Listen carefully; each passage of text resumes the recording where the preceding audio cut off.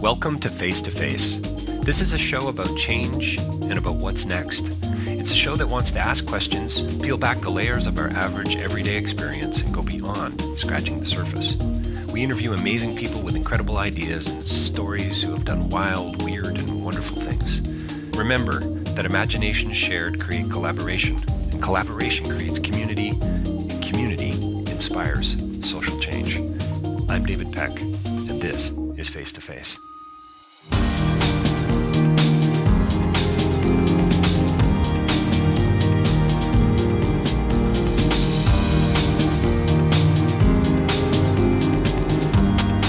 So welcome to another edition of Face to Face. We are sitting in, Dr. Jason Lemieux and myself sitting in, I'm leaning on a massage table actually at the physio Oakville, table. Call it physio table. Physio table. No worries.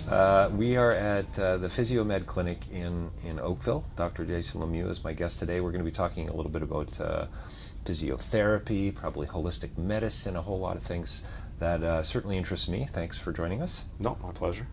Dr. Lemieux is a trained chiropractor. Like I said, he's got a clinic here in Oakville. He's, from what I understand, a bit of a scratch golfer. I don't know. I wish. Yeah, no. I'm a single-digit handicap, but definitely not scratch. I don't know. In the summertime, Jason, you're not here a whole lot. I'm an addict. Whatever. So just because I play a lot of golf does not mean I play fantastic golf. Right. No, I understand. I played for about 5 years when I was working with the Royal Bank in Toronto, and it was awesome because it was all free golf. That's the best golf. Just some really great courses. Nice. And that's when I got good. Mm-hmm. Well, relatively I'd like good. Yeah. Nobody's good. We all just played it. Yeah. For fun. So when I first asked you to do this, I actually, for those of you out in podcast land, this is a great clinic, so I'm going to put in the odd little plug here. For Jason and what they're doing here. I'm a patient here as well, and I asked Jason about this several months back. Would he be open to a podcast and interview? And kind of drove away wondering, I wonder what we will talk about, and then started to just reflect a little bit on it. And I mean, there's just so many metaphors. There's so many, I'm looking up over here, your shoulder here, the muscular system, this sort of 3D diagram that on one level is kind of creepy, and on another level is deeply fascinating. Sure. I don't know where I want to start, but I think let's just talk about the body for a second. Sure. And then I want to talk a little bit about why you chose chiropractic medicine, which I think what you would call, from our earlier conversation, a practical medicine. Sure. Or one of the physical medicine. Physical medicine. Yeah. Maybe. Why you chose that, but is the body in a way irreducibly complex? So in other words, you got a mousetrap. If you don't have the spring on the mousetrap, it's not a mousetrap, right? I mean, you can cut the arm off and still be a body, but I guess the question I'm asking is, how deeply connected is it all? It sure seems like it is. Oh, I mean, it infinitely. I mean, there's all kinds of research that links, emotional status, psychological status to physical events. People that can have psychological stress and then manifest itself in physical symptoms. So there's always this mind-body connection that may be difficult to quantify or to make an objective kind of statement about, but the body is a remarkable thing, and I kind of look at it two ways. I mean, you could be as, we can make it as complicated as you want in terms of you speak to a nephrologist and get down to the actual cellular level metabolism. No, well, that's true, right? I have a long list of doctors. Exactly, yeah, we've discussed that. So I mean, the body can be as complex as you want it. We could say that it's probably the most amazing engineering feat, ever. We didn't do it, right? It's pretty remarkable. It's unbelievable. It really is. It's crazy what's going on, and I know nothing about it. Right. Well, and I mean, you could say that none of us really know, and nobody knows everything about it. We're always, finding new things. Hey, they just discovered a new ligament in the knee, right? I mean, people have been practicing medicine for a couple of 100 years, and this year they're like, oh, hey, by the way, we missed this ligament in the knee. Okay, hang on. How do you miss a little sidetrack? How do you miss a ligament in the knee? I mean, how many knees have been X-rayed? Yeah. Well, I mean, so actually, like cadavers dissected, MRIs, whatnot, and it's I mean, it's pretty astounding how I went through chiropractic college. I worked in the anatomy lab while I was in school. Absolutely loved it. So to your point, when you said, "Hey, I'm looking at that chart of the muscles and the anatomy," and it's borderline creepy, but it's interesting. Like a character out of a Clive Barker film. Sure, there you go. I've always just found it super fascinating and always been really interested in it. Yeah. And my anatomy professors in chiropractic college were brilliant. I mean, I just thought I held them in great esteem. There was this one, Dr. Bauckham, was just amazing. I mean, their knowledge of the body was unbelievable. But even to that point, we never talked about this. Oh, hey, by the way, there might be, an extra ligament on the outside of your knee. But I want to say they were Swedish or Belarusian, I can't remember. But anyway, there was some in Europe. They just a couple of months ago put out a paper saying that they had discovered, in like 97% of the cadavers that they were looking at, they found this anterior lateral ligament of the knee. So not, hey, 1 in 100 people have this. They found it in 97% of the cadavers. So that's pretty amazing when you think of how many hundreds, thousands of people have gone through medical school, chiropractic college, just doing anatomy classes. So is that a lesson in there's a philosopher of science by the name of Ian Hacking who says, in order to look through a microscope, you can't just look through a microscope. You have to do it hundreds of times to know how to look through a microscope, if that makes any sense. Yeah, no, absolutely. Because you don't know what to look for. Yeah. Well, it seems to me somebody doing a dissection of a body probably knows what they're looking for, and yet if you don't know what that ligament looks like I'm stunned by this. And as was I, but this is like breaking news. Yeah, it is. It was it definitely threw health professionals for a little bit of a loop, because they're like, hey, why did you not know about this? Well, none of us did. But to your point, if I don't know what I'm looking for, right? I mean, the way that we were taught is, hey, here's an anatomy textbook. Yeah. And it was basically, here are all the structures in the knee. Let's start dissecting this cadaver and let's find all these structures. As if they've already all been found. Exactly, right? And and apparently this ligament, this is cool. Right, this ligament was it was theorized to exist, if that's a good word, I don't know, but it was first written about back in, I think, 1897, where somebody had actually said, oh, by the way, there's this extra, so for anyone that knows anatomy in the listening audience, but you have a lateral collateral ligament of the knee, which runs down kind of vertically down the outside of your knee. And in the late 1800s, somebody said, well, there's another ligament that runs obliquely to that. But then after that, there was no real reference to it. Nobody ran with it. It just kind of disappeared. If you were to buy any anatomical model or look at any anatomy textbook, this anterior lateral ligament of the knee is not mentioned. But now, thanks to these scientists, these people in Europe, they've said that no, it exists. So yeah, if you're looking off, rewrite all the textbooks. Pretty much. so somebody's probably happy. Gray's Anatomy is probably pretty excited about that. Whatever, they can put out new editions. But yeah, if you don't know what you're looking for, or you don't look for something, then you don't find it. So to me, this is what a perfect segue into this kind of science, or this kind of practice. Being a chiropractor, being what I would call more of a holistic doctor in a sense. You already talked about the mind-body thing. Sure. That's split, and it's a favorite thing. Or not split. Or not split. Yeah, it's probably exactly better way to say right. it, And so I was trained in philosophy. I mean, having read Plato and Descartes and others, and I refer to these guys a lot because I think they're to blame for some of this mind-body split that we find, this dualism in the world, this either-or, on-off, black-white kind of stuff that we all deal with. And so, you've already made reference to it kind of being, in sync, or maybe not in sync, and that's when a body gets out of whack. Yeah. Would you say that? Are you a hard scientist? That's a great question. I definitely like to have. I don't like to give people my opinion. I like to deal in fact. I like to be on solid ground. But at the same time, I understand that there is a certain limit to what we can hardcore prove black or white, right? When people are, for example, I had a conversation through a friend of mine, kind of a third-party conversation with an orthopedic surgeon, and as we were talking about maybe some different ideas in terms of treating certain conditions, what kind of killed the conversation was, well, where's the published research about this? Yeah. Well, show me the journal. Where did this? Right. What journals was it where's the written peer-reviewed literature about it? Well, we're talking about something. It's a new idea, so there is no research for it right now, and especially in physical medicine, it's pretty difficult to turn to a study on everything and say, well, this study, 100% categorically proves this treatment is effective.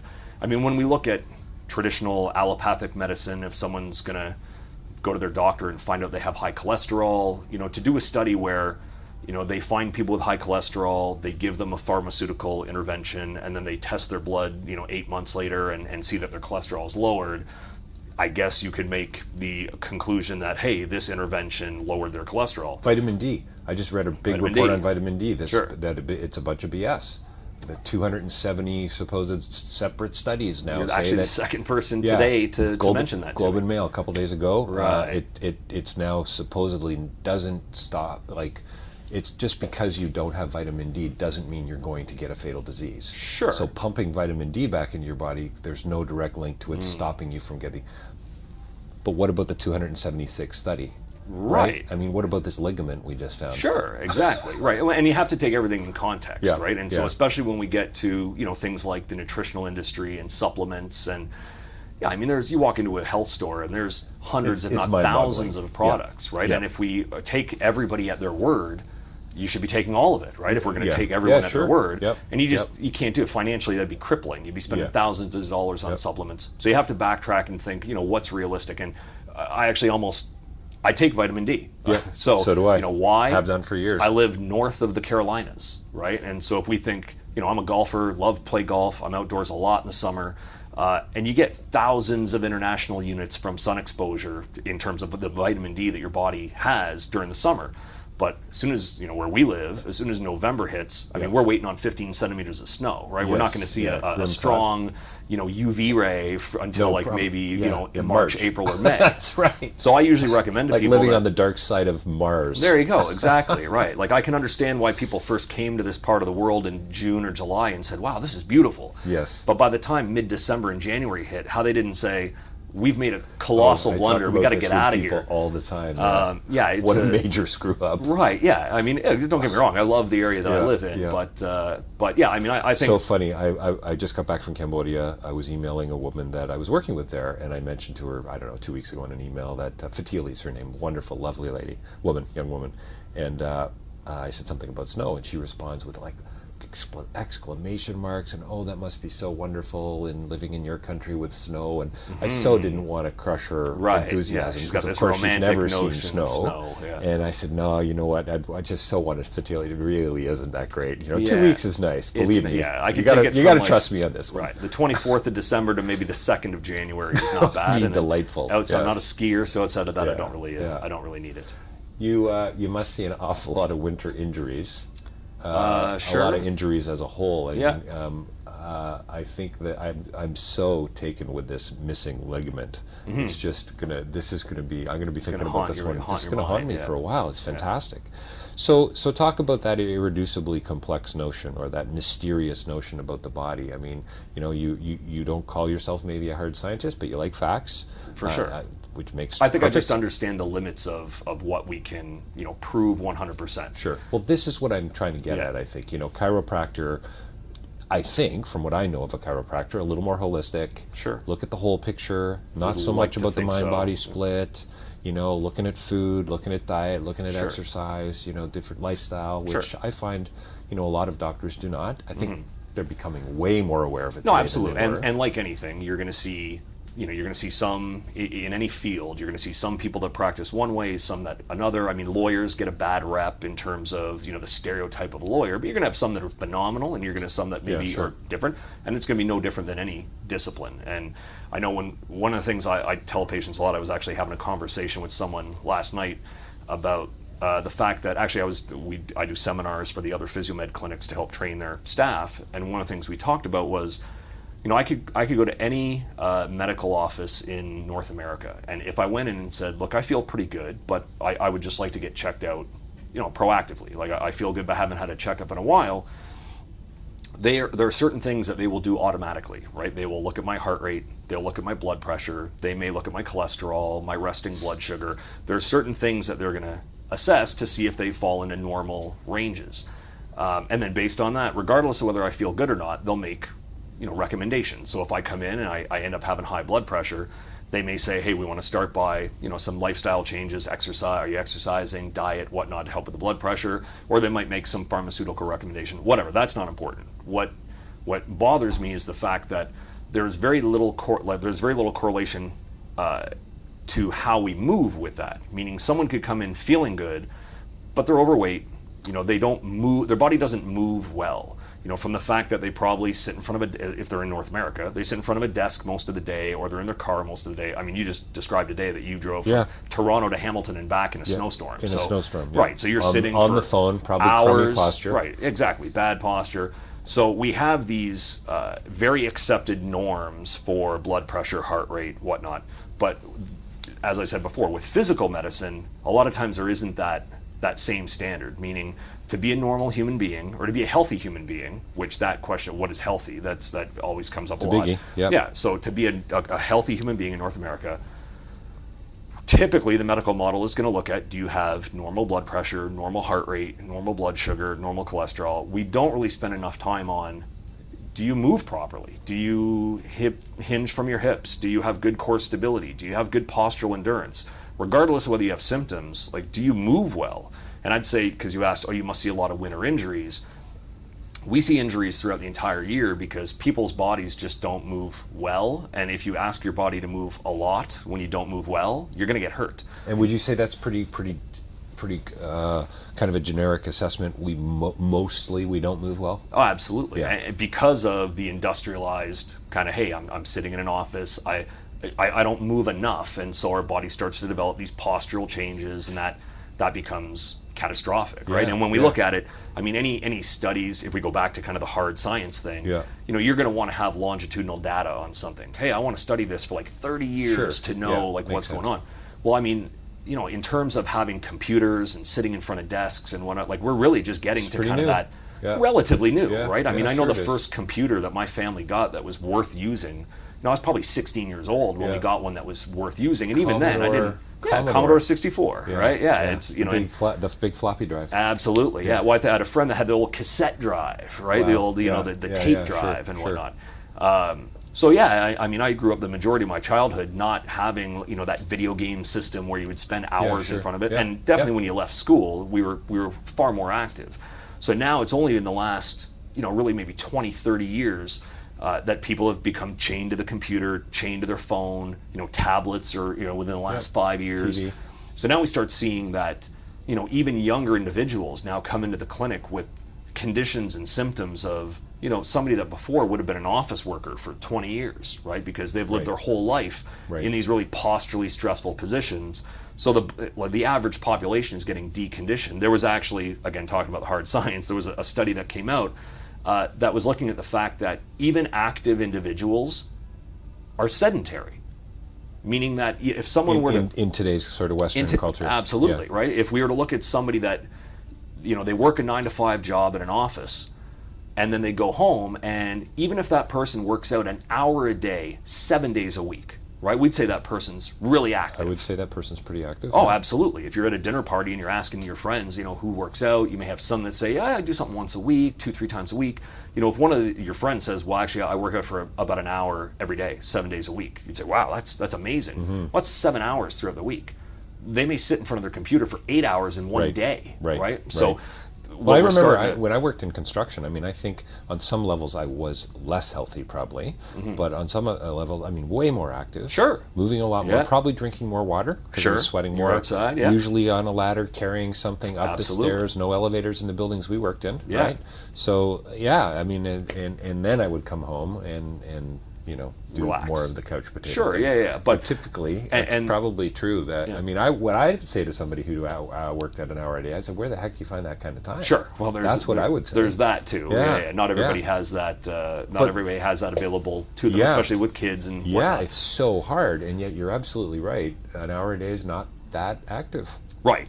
And I mean, obviously it's active, but when we look at what happens for the rest of the day, and that becomes really important. There's a phrase that comes out now where we say, sitting is the new smoking, right? So I have not heard that phrase. That's awesome. Sitting is the new smoking. So I'd love to TM that, but that was not, I don't even know who came up with that first, but I've heard it from, multiple sources that sitting is the new smoking.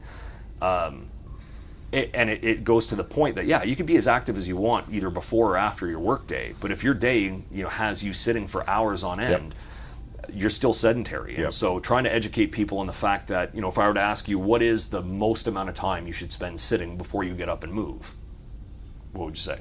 Yeah, I think I'm going to cheat because I've been coming here for a Right, while. yeah, so hopefully But I would have said several hours probably before, maybe an hour. But now we say 20 minutes. 20 minutes, right? Exactly, yeah. So And so we do, corporate talks to different offices, and we'll be in, right, because now you got liability issues, right? You got workman's comp and yeah. so on that you can talk about. And yeah, so we talk to their, and even just, to their credit, a lot of companies want their workforce to be healthy, and so they'll do lunch and learns and whatnot. And so we go and talk to them. I ask that question all the time. How long should you sit in front of your computer before you have to get up? And I mean, the answers are astonishing that people give. I have some people that'll say, probably like 15, 20 minutes, where we're like, hey, fantastic, that's bang on. Yeah. We'll have other people say, what, probably 2-3 hours? Yeah. And that's just not enough, what right? What do you call those kinds of injuries? Is that like a repetitive injury? Would that be, that sort of burn in the arm when you've been using your mouse too long? Or sure, yeah. Repetitive stress is a good one. But I would just say that lack of movement, or there's a process in the body, or it was defined as, and the words aren't important, but they talk about creep, hysteresis, and set. So small words and big words. Right. But yeah. Creep just being this slow, static stress. Right. So as I sit here, we'd say, well, as I'm sitting in this chair, like that's not very stressful, but I've got my hips are in a certain position, my knees are in a certain position, and if we go more than 20 minutes with the joint in the same position, I'm subjecting it to a very low load force, but over this magnitude of time.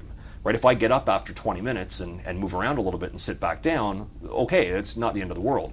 But if we're in this position for 40 minutes, an hour and a half, 2 hours, well, when we go to get up, most people find, as we adjust our posture as we're sitting here, most people get up and they're like, man, do I ever feel stiff? I'm getting old. You can actually go, there's an actual medical term called cinema sign, where people would get knee pain after watching a movie. Because if you sat in a movie theater for a solid 2 hours not moving, I'm going to see The Hobbit tonight, it's 2:40 in 2 hours and 40 minutes, right?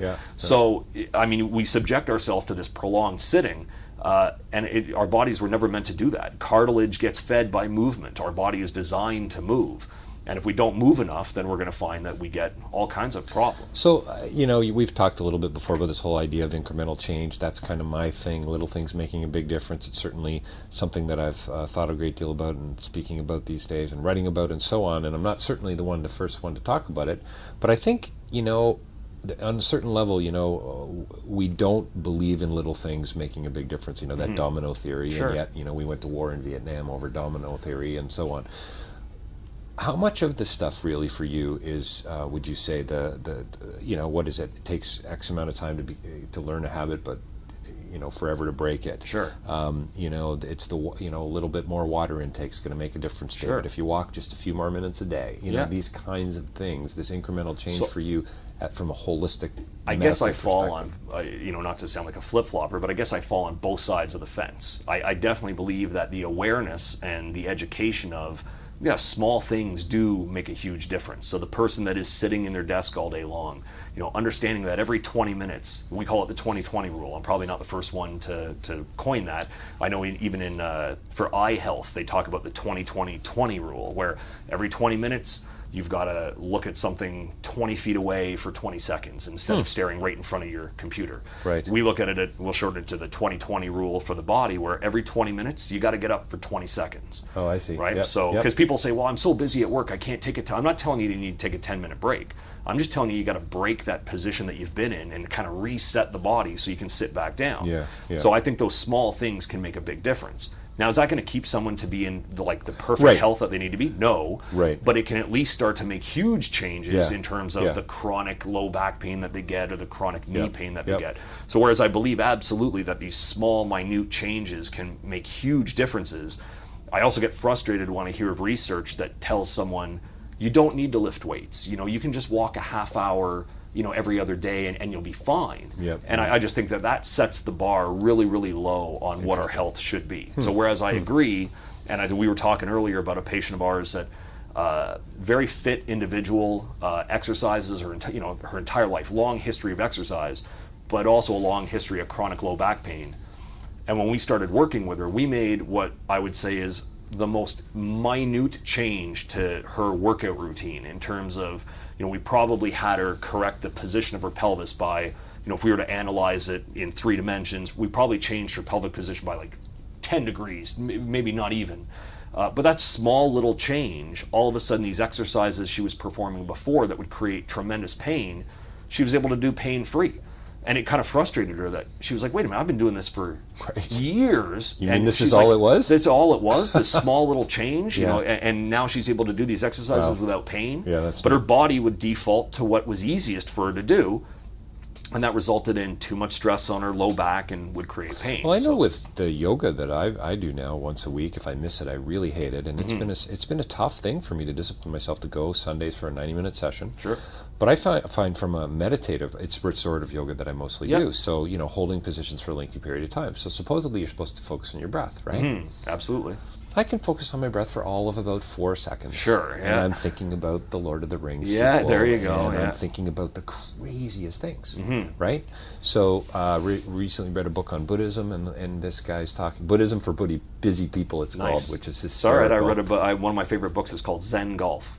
It applies Buddhism to golf. Well, probably right? similar principles, Yeah. but he talks about how when he first started doing breathing techniques, he couldn't get any higher than about 4. And then he'd be thinking about something else. Job to do tomorrow, got to get to bed, the kids, the this, the that. So he started by counting to 4 while he was focusing. So we're talking about a pretty small incremental change. Sure.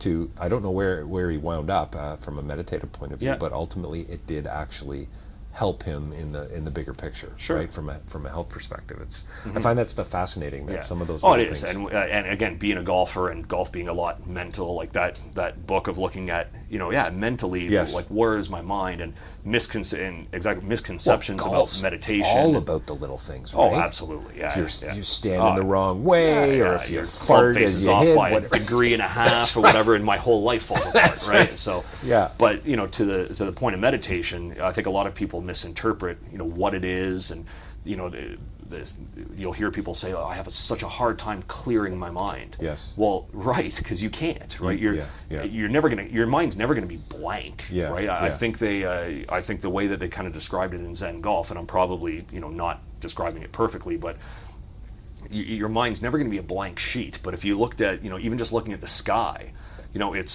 you acknowledge the clouds are there, but you're not focused on them, right? It's this non-judgmental observation kind of thing, right? It's like, I acknowledge the stuff is there. Yeah, you're exactly. kind of at peace with the way things are. It's a level of acceptance. Right. I'm just not focused on any Yeah, you're kind not of making one judgments. thing. Yeah, exactly. Yeah, I'm not, but yeah, the idea that your mind's going to be blank, I mean, if you're looking to kind of achieve that's probably not going to happen. Probably not going to happen anytime too soon. Well, I know from my own life, I mean, with some of the work that you guys have done with me here and so on, just my postural habits have been so bad because I'm 6'2". Yeah. I've compensated for the shorter people in the room. Sure. I mean, that maybe sounds crazy, Well, but no, it's true. but we see now, it that's all my the own time. insecurity probably coming through, and Sure. so I'm in a party setting, and I'll slouch because I want to be a little lower down. Yeah. Or I'm sitting in a movie theater for 2 hours and 40 minutes. You don't want to disrupt the person behind you. So I slouch. Yeah, good Canadian. So yeah, exactly. So I mean, that's the reverse of the incremental, Sure. right? Because that's just really bad decisions that I've been making for 29 years that have finally screwed me over. Sure. Right? Well, and to that point, that one of the things that I say often to patients over and over again is that, you know, the body's greatest quality is its resiliency. Right? It can put up with so much stress before it falters. Right. But I'd also argue that it's one of its biggest weaknesses, right? Yeah. Because I can have poor postural habits, I can have poor nutritional habits, I can have poor exercise habits for literally decades and not feel any immediate consequence. Right? I mean, everybody knows somebody that has smoked for years and doesn't exercise and doesn't take care of themselves. You don't die in a week of doing that. You could live 50 years like that. And it's great that the human body is that resilient that it can put up with that amount of negative stress. But I'd say that it's part of its weakness is the fact that that person doesn't experience any kind of immediate negative consequence, which would make you say, whoa, I better change this, right? If every time you slouched, you got, you know, significant pain, you'd probably stop slouching pretty fast, right? But the fact that you don't, and you can go through it for decades, really, and then we say, oh my God, you know, when I found it, it was too late. I often tell people that, you know, it's probably not bad to feel a little bit of pain every now and then. It's your body's signal of telling you that, hey, something's not fantastic. And again, not to use patient stories all the time, but you know, we had a woman come into the clinic with just excruciating low back pain. And she swore, she was in probably her late 40s, early 50s, and she swore that she'd never had back pain before. And I believed her. But when we had an x-ray report come back, she had severe arthritis in her low back. Well, you don't get that overnight. You get that over years and years and years. Yeah. Now, she wasn't super active. She wasn't asking her body to do a lot. And in my opinion, it would have been better for her if she had had a little bit of low back pain earlier on to realize that, hey, I'm not as strong as I need to be. You know, my exercise, I don't have any exercise habits. I think she was a bookkeeper. So again, very sedentary type lifestyle. Sure. So having a little bit of pain earlier probably would have saved her from this catastrophic pain later. Right. And so, yeah, the little things do add up, both negative and positive. Sure. The unfortunate thing is your body has such a capacity to deal with the negative stress that unless you're really educated as to what you need to be looking for, you may pass by a significant amount of time with these negative habits that will create tremendous problems. Exactly, the avalanche down the road. So exactly to your point before of the little things do make a difference, both positively and negatively. Why chiropractic? Why not a GP? Why not a specialist? Probably like everybody else, just I guess a role model or just a positive influence. Where I was a young football player and started to get probably to the benefit, got a little bit of low back pain, right? And off a referral of a friend, went to go see a chiropractor in Oakville, Dr. Ken DeHaas. If you're out there, I haven't spoken to him in probably 20 years. But he was just a great health resource. And what I thought chiropractors were, he was a little bit of that. I mean, the treatment I got was kind of what I expected, but his knowledge base was way beyond what I thought he would know about. And as a quarterback and a football player, he had suggestions on shoulder rehab and the exercise I was doing. And I mean, it really just looped me in to say, like, that's exactly what, I was passionate about. And I mean, even when I was in university, I remember being in like chemistry. Chemistry was my major because I had a good chemistry teacher in high school. I liked chemistry. I think sometimes that's how it goes with subjects. Then you get to university and you're like, actually, no, I liked Miss Messenger. I hate chemistry. Like or I don't hate it, but I didn't want to sit in a lab for 6 hours smelling ammonia. And my story is a little interesting where I'm at Ottawa U, buying textbooks for the upcoming semester. And fate kind of intervenes, and beside the organic chemistry textbooks across the hallway, just the way the course codes works, there were textbooks on exercise physiology. And I remember sitting in the library, or sitting in the bookstore, and just picking up one of these exercise physiology textbooks and reading like 2 or 3 chapters, sitting in the bookstore, and then I've been there. And like an idiot, putting the textbook back on the shelf, thinking, oh man, that sucks. Why couldn't I study stuff like that? And then picking up the organic chemistry textbook and walking to the register to pay for it, and the overpriced textbook. Absolutely, and then and having one of these kind of like life-changing moments where the girl behind the counter looks at me and says, "How do you want to pay for that?" And I say, "Actually, you know what? I don't. Do you mind putting it back on the shelf?" And I literally walked out of the bookstore, went to the registrar's office, and said, "Hey, look, I got to switch programs," and switched into human kinetics and started studying more exercise physiology. So back to our point about little things, and over time, had that been brewing for a while? Oh, probably. Just I wasn't happy during the classes. I was doing okay. I was always. I mean, I've always had pretty good success in school. So my grades were fine. But I would talk to my the TAs in the labs, and I'm like, hey man, what are you planning to do with your degree?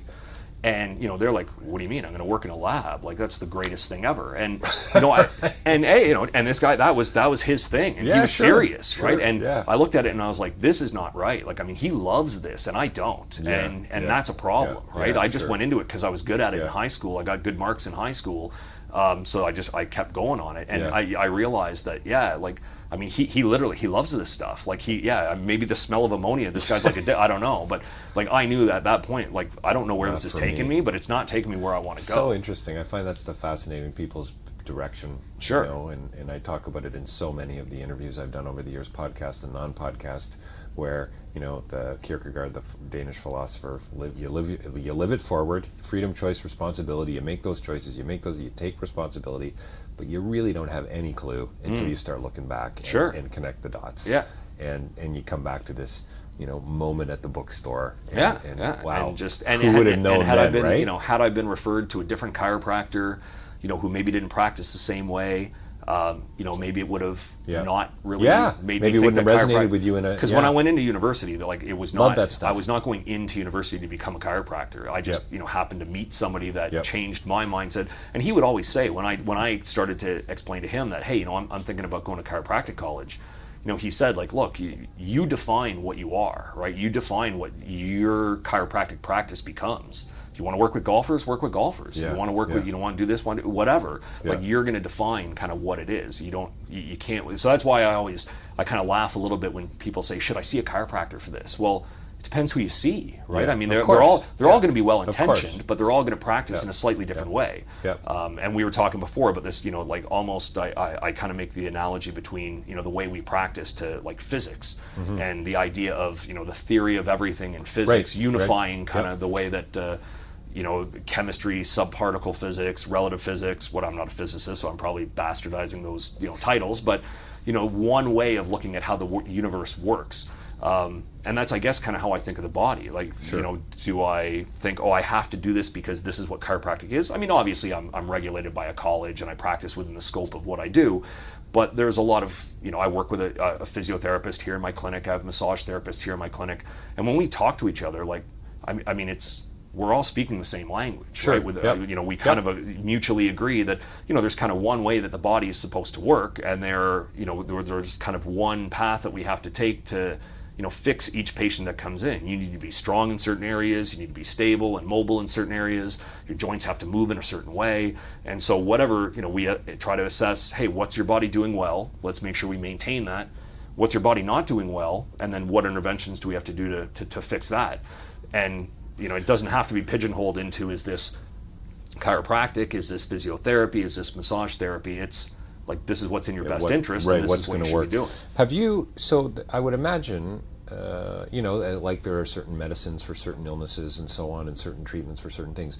Are there kind of generic things that you do, oh, gee, I got neck pain, or I got an ankle pain? I mean, there's a certain type of massage, or there's a certain exercise and a certain stretch, and what I'm getting to is the anomalies, right? Those ones that have really been conundrums for you guys. And that's where we'll always say that I find that I am most comfortable dealing with functional problems, which I would say are probably 90% of what. What does that mean? Like a physical problem? So functional? I mean, the way I would describe it is, someone gets knee pain and they go to their family doctor and they get an X-ray done, but the X-ray comes back normal, and then maybe they get an MRI done. The MRI comes back normal, and they say there's actually nothing wrong with your knee. Right. But the patient's saying, well, I beg to differ. I have a lot of knee pain. To suggest otherwise. Right, my knee hurts. So we would say, well, there's nothing structurally wrong with your knee, but you're getting knee pain for a reason, and that reason may not be your knee. That may be your hips are really tight, and so now your knee is trying to compensate for the hips. So it's a difference between a structural lesion and a functional problem.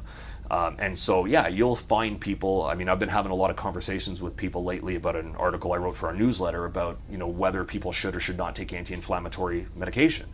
And I think most people that take anti-inflammatories are actually doing themselves a disservice. Now, I'll preface that by saying, if you have an actual physical condition where your body's inflammatory cycle is off, like it's just out, and your body, like rheumatoid arthritis. Sure, if your body creates inflammation for reasons like outside of what the body is supposed to do, then there may be some pharmaceutical intervention that you have to undertake to fix that. Sure. Maybe. Yep.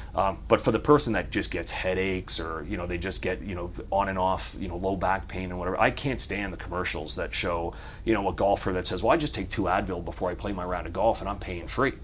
That's probably the worst thing that you can do, right? And so when we talk about, hey, is there a certain type of massage for neck pain or whatever, I mean, I'd love to see people start preventing the stuff that they get, because 95% of the stuff that we see come into the clinic is preventable. Right? And it's again, most people just don't take good care of their body. I'm saying 95. I don't, do I have the numbers to support that? No, I know what you mean. But I could paint almost everybody with the same brush that walks into the clinic.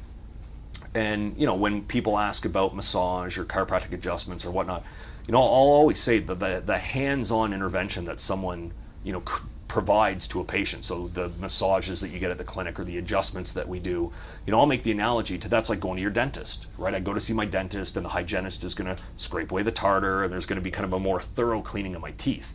But what far outweighs what the hygienist does is the fact that I brush and floss my teeth every day. Right. And so we say that and that's a given. And in North America, we're back to the little things. Exactly, right? No, absolutely. And in North America, I mean, most people, you would never think about going throughout a day without brushing your teeth. I mean, it's just, it's not even, you don't even think about it. Yeah. but we will absolutely trash our muscles, like sitting in the car all day long, sitting in front of the computer all day long. Yeah. So we were talking a little bit about the preventative side of what we all do or what we don't do. Right. Is there a certain kind of massage for neck pain or back pain or whatever? But like I said, the prevention part of it is way more important. And we made the analogy to, I'll go to see a dental hygienist a couple of times a year, but way more important than that is the small things. It's the fact that I brush my teeth and floss my teeth every day. If you didn't, the hygienist would absolutely ream you out, right? If you said, but I come in every 6 months for my cleaning, they'd say, are you insane? Like, you have to be brushing your teeth and flossing your teeth every day. Like, you can't rely on just 2 hygienist appointments a year. And I would make the same analogy to the rest of our body, right? Like, no one would even think about going through an entire day without brushing their teeth. But we'll go days, weeks, months without doing something to clean up all of the postural garbage that we subject our body to. Like, we even just took our break now. Hey, we had a half hour. We had to stand up and move around for a couple of seconds because we've been sitting for a shockingly quick 30 minutes. It's that prevention piece is so important, because if we just rely on when I'm sore, not to say that it's too late, but we're missing the point, right? And that's why we try to educate people on how their body should move. Like, you should be symmetrical, right? If we try to reach our arms behind our back to see, hey, can I touch my fingers together? Whether you can touch your fingers together is not important, but whatever I do on the left side, I should be able to do on the right side. Right. And I'd say most people that work in an office setting, they can't. They're very asymmetrical. And we also end up with this, another thing that we talk about with patients a lot, is the difference between normal and common. Right? And so when we talk to certain people, they'll say that, I just get normal headaches at the end of the day. Normal headaches don't exist. There's no such thing as a normal headache. It may be very common for people to get headaches at the end of the day, but it's not normal. And a patient that I just had come in recently was, again, very fit person, fitness instructor, but we had kind of a big philosophical discussion where, she teaches fitness classes 3-4 times a week and works out, herself on top of that. And when she came in for, an issue with her foot, and I asked her about, okay, how about your ankles, knees, hips, back? Her comment to me was, well, when you're as active as we are and you work out as much as we do, everything hurts a little bit. And it really set me back to say, what? Like, that's the exact opposite. It shouldn't be like that. Like, the more physically active you are, the better you take care of yourself. Like, you should be bulletproof. You should be pain-free. Just like we said before, the body is an amazing thing. And you should have a huge capacity to move and do whatever you want. Play golf, dance, lift weights, whatever, garden, sit and read, whatever it is. You should be able to do that pain-free. And while it's very common for people to have aches and pains, it's not normal. And it's that preventative piece of, what do I have to do on a daily basis? And it's not lifestyle crushing. I'm not saying you have to, when I use that example of somebody that works out an hour a day, 7 days a week, it doesn't have to be that. We're talking about if you're well educated on what your body's weak points are, and most people are not. Most people don't know what their weak link is. Yep. But if you know what your weak link is, it may take as little as 5 minutes a day to clean up a lot of the dysfunction that you have so that you can work a full day without getting a headache, or play a game of squash without feeling like your knee is going to fall off. Or this book I'm reading on, or book I read on Buddhism for busy people, cracks me up again just rolling the title off my tongue. But he talked about the idea how he didn't find that meditating at the first and focusing on his breathing really did much of anything, but he was able to refer back to it in situations that became high stress, or and it's just, again, it's that incremental thing that I could, and then actually with him, reminiscing about his meditation earlier that morning. Well, I did my 15 minutes. How come it's not helping me now, right? I want to kill this guy. But he would reflect back on the actual, almost go back to that setting, and find himself sort of focusing on his breathing. And so it's such a beautiful lesson to me of the connections, of the prevention, right? Because it wasn't immediate. Right. It's like flossing, like you're saying about going to the dentist.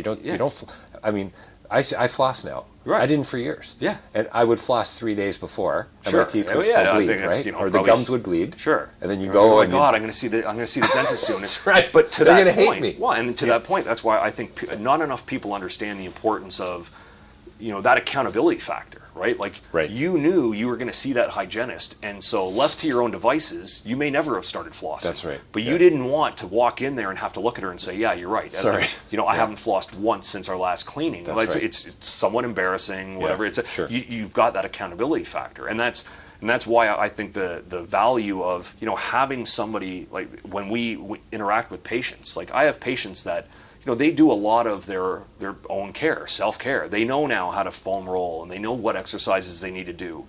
But the ones that get the best results, they still have a future appointment with me. And it might be 2 months from now. It might be whatever. Everyone's a little different in terms of their scheduling. But we keep that accountability to them so that if they start falling off from doing the exercise, they know that, oh, wait a minute, I'm seeing Jason in a week and 2 weeks. Like if I don't start doing this, like it becomes real obvious who stays on top of the maintenance and who doesn't. And again, like we try to keep it simple because I can't tell you that, okay, you need to be doing 3 hours of exercise a day. Like that's not realistic, right? But again, if we can find out what our weak links are, know what the bare minimum is. Hey, look, this is the bare minimum stuff you need to do, and it may take 5 minutes. If we can do that, well, now we start to see, the small things start to add up and make huge changes down the road. And then if that blossoms to someone where, now instead of just doing 5 minutes a day of some simple maintenance work, they start doing a little more exercise, watching what they eat a little more, it starts to blossom into bigger things. Well, then now you're a totally different person. Now you can do anything, right? But it's that awareness and that understanding that, we'll go back to, we didn't really discuss this a lot, but that idea of what is being healthy, right? And is it that, hey, I'm not sick, therefore I'm healthy? Like that's a really low bar to set. And I think people should try to constantly raise that bar to, your body's amazing, and you shortchange yourself if you think that you can't do things. And I had a woman in this morning, and I complimented her. When I first met her, I kind of prejudged her a little bit. She came in with a list of things, like my wrists bother me, my shoulders, my back, my knees. I've tried doing exercise, but the person I was doing it, they pushed me too hard, it didn't work. So there's kind of a red flag going off in my mind that I'm like, you know what, this person's probably not going to do the things that I need her to do to get better. It sounds like, not to sound mean, but it sounds like she's already started to make excuses about why she doesn't want to exercise and doesn't want to do these things. And every session I would ask her, I would show her, demonstrate an exercise, here's what we're going to do next. And it's all, based on her abilities. I'm not going to throw her something that she can't handle. But she would look at some of them and say, I don't think I can do that. And I would look at her and I'm like, I know that you can. I wouldn't ask you to do it if you couldn't. And to her credit, she's done everything I want. And today when she came in, she's like, I feel fantastic. Right. And I told her, I'm like, you know what? You've done way better than I thought you would do, because I thought you would balk at some of this stuff. And I said, because I think you sell yourself short. I think you're stronger than you think you are. Most of us. Most people do. You're stronger than you think you are. You're better than you think you are in terms of what you can do.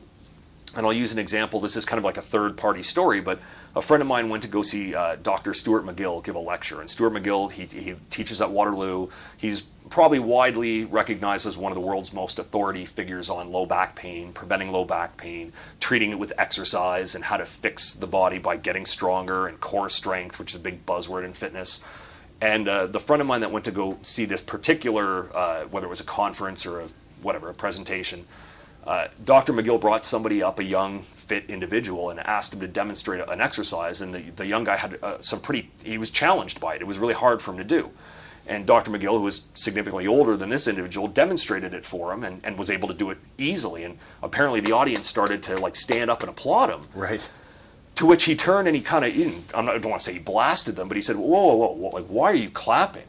Like, that's not impressive, right? Like, you should be able to do that, right? And again, we have that bar set for health and fitness so low that somebody sees someone do a certain kind of physical act and like, wow, that was amazing.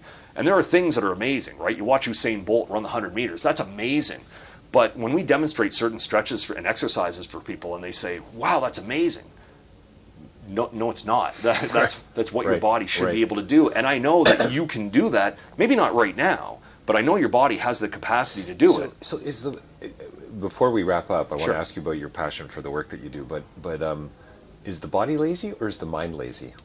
Or is it not either or? Is it the body's efficient, right? And sometimes that allows us to be lazy, right? And so we'll go back to, I date myself, but we'll think of an episode of Cheers. Right. I think Norm's sitting at the end of the bar, and they said, Norm, aren't you supposed to be painting that that Right. room or whatever? And he goes, I bought this fancy automatic paint sprayer, and so you know what, I don't have to start that job for another like 5 or 6 hours. And somebody, I don't know if it's Carla or whatever, it doesn't matter, but somebody else in the Cheers cast says, so the paint sprayer, was invented, by somebody so that they could, get more work done, but you're going to use it to, like put the work off so that you can do it at the last possible minute, so right? you can drink more beer. Yeah, you can drink more beer, exactly. Sit at the end of the bar.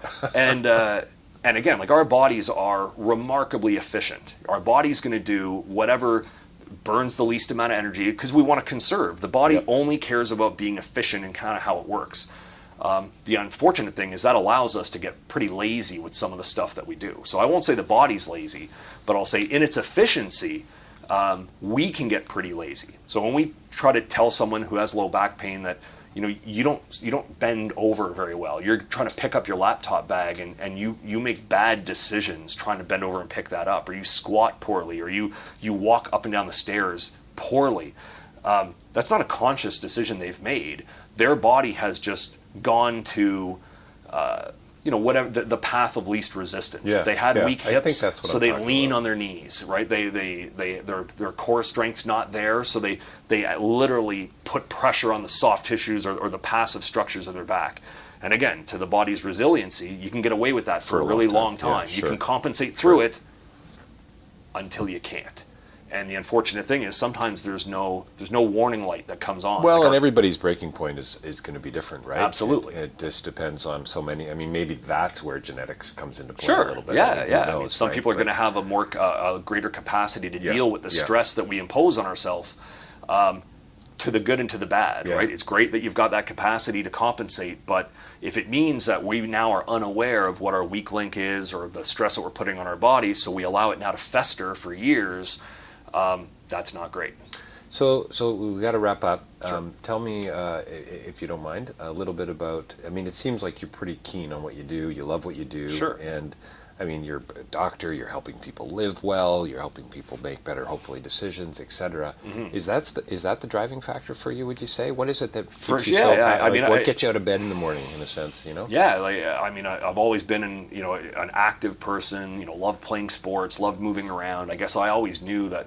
Well, I didn't always know, but I'm grateful that what I do every day it's what I do. Even if if I become a banker, right? When I finish work, I'd probably make sure I head to the gym and I'd be playing sports, and I just whatever. I had this innate curiosity about how the body moved, and the older I got, I mean, to be honest, a lot of my practice is selfish, right? A lot of it is I learned this stuff to help me. I want to hit a golf ball further.